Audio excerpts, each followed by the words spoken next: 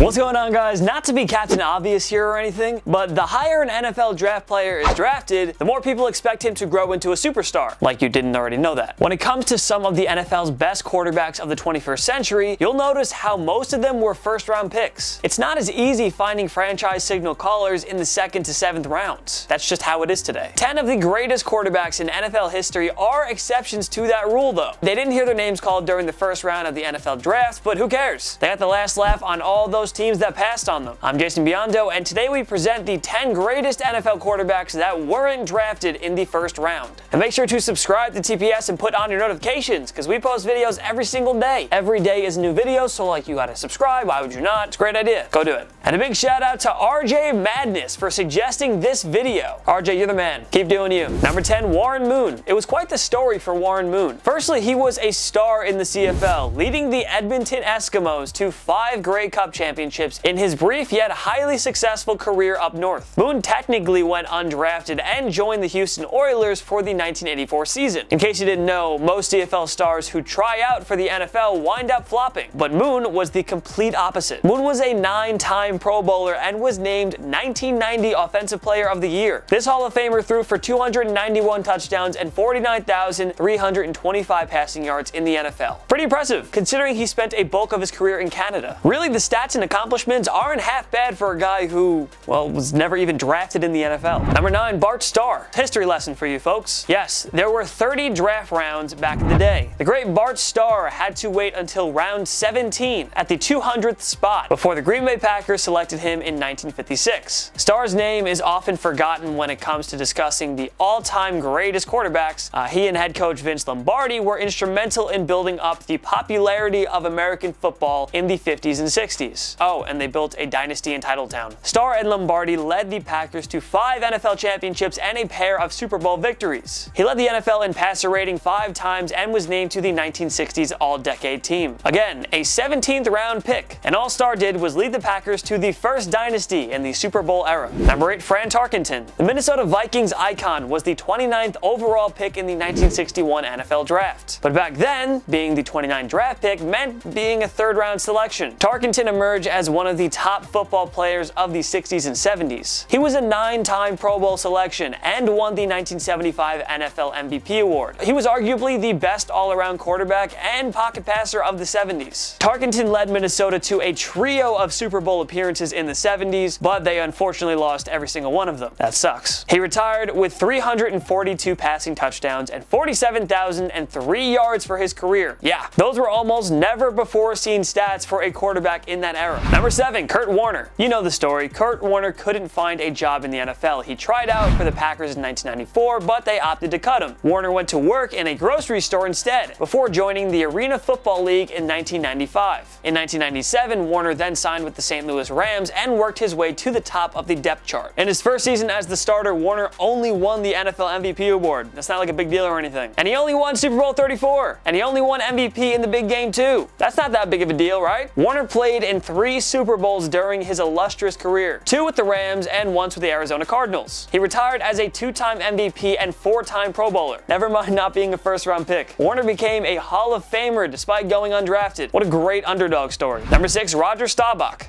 Captain America was selected in both the NFL and AFL's 1964 drafts by the Dallas Cowboys and Kansas City Chiefs. In the case of Dallas, he was a 10th round pick, 129th overall, and Roger the Dodger more than surpassed expectations as a man drafted in, did we mention, the 10th round. He led the Cowboys to 2 Super Bowl championships in the 70s, helping them earn the nickname America's Team. Staubach only played in the NFL from 1969 to 79, not long at all by a Hall of Fame quarterback standard. But he made the most of his tenure and built Dallas into one of America's greatest sport franchises. There's no telling where the Cowboys would be without Staubach. Number 5, Brett Favre. The Atlanta Falcons used the number 33 selection on Brett Favre in the 1991 draft, but he only attempted 4 passes for the organization. After his rookie year, Favre was traded to the Green Bay Packers for a 1st round pick. Boy, did Atlanta ever regret that. Favre instantly turned around a Green Bay team that had struggled throughout the 70s and 80s. He led them to a Super Bowl 31 championship plus another appearance in the big game a year later. Favre also won 3 NFL MVP awards and turned the Packers into a model of consistency. He led them to the postseason in 11 of his 16 years at the helm. Number 4 retired as an all-time passing yards, touchdowns, and QB wins leader, though all those records have since been broken, but Favre's career really wasn't half bad, given that he was only an early second-round draft pick. Number 4, Johnny Unitas. It's important for the non-old-timer fans to understand how great Johnny Unitas was. This guy was the first true great pocket passer. He was instrumental in having football move more towards a pass-happy league. Unitas was a 9th-round draft pick by the Pittsburgh Steelers in 1955, selected 102nd overall, but he wasn't able to make it in a crowded Pittsburgh depth chart, so they cut him. Unitas would join the Baltimore Colts in 1956. And with that, the Colts had just found the centerpiece of their 50s and 60s dynasty. Unitas led them to 3 NFL championships and was on their Super Bowl V winning team. Unitas also won 3 MVP awards and led the league in passing yards and passing touchdowns 4 times each. Yeah, that's right, 4 times. Pretty crazy. He was also named to the NFL's 75th anniversary all-time team. Just a typical Hall of Fame career from your typical 102nd overall draft selection. Good for him. Number 3, Drew Brees. The New Orleans Saints icon was drafted with the 32nd pick by the San Diego Chargers in 2001. Folks must take note that there were only 31 first-round picks at the time, so Brees was actually the first pick in the 2nd round. Does that make sense? I hope so.